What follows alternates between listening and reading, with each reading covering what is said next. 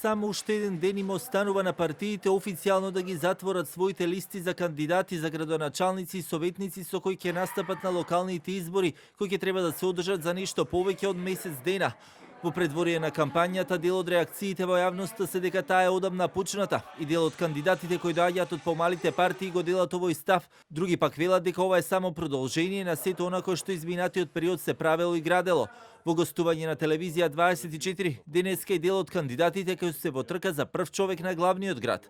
Актуелниот градоначалник, но и старо нов кандидат од СДС Машилегов, пак вели дека не го дели овој став и дека проектите кои одамна се почнати мора да бидат завршени. Тоа не е политика што ја сега 3 години претходно не сме вршеле реконструкција, сега пред избори ќе мачкаме очи на граѓаните, напротив тоа е континуитет и во тој континуитет јас фактички сакам градот да продолжи да функционира. Значи не станува збор за копање заради избори или реконструкција заради избори, туку станува збор добро, во ред, ама мислам дека не е коректно да имаме кратко памтење. Неговата против кандидатка Данила Арсовска, која оди како независен кандидат, ја има поддршката од опозицијската ВМРО ДПМН и албанскиот опозицијски блок, пак со своји аргументи зошто граѓаните на Скопје треба да ја дадат поддршката. Поддршката, како што знаете, ја добив од ВМРО ДПМН, ја добив од Алијансата за албанците, ја добив од Алтернатива, ја добив од голем број исто така на организации кои што се во овој дел на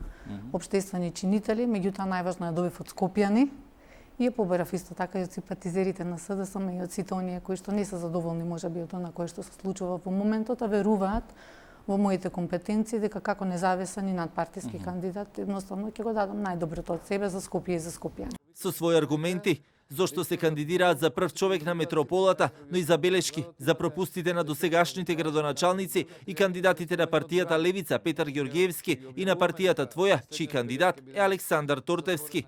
Е срамота во исти период, значи во септември, да ги раскопате Кочорацин и оваа улица овде. И што е најтрагично, на целиот овој потек денеска, го поминував некаде 20 минути, возев околу 800 метри или километар и пол, некаде максимум. Нема ни еден работен. Нема ни еден работник. Нема ни еден работник со метла да собира прашината. Тоа е затоа што е партиска фирма го раскопала. За хаосот кој настана во нашето живење во нашиот сакан град Скопје, сите сме заслужни за тоа. Значи, тука никој не може да се изземе од одговорност, бидејќи во одреден период со нашето молчење, сите допринесовме да дојдеме до оваа ситуација во која сме денес.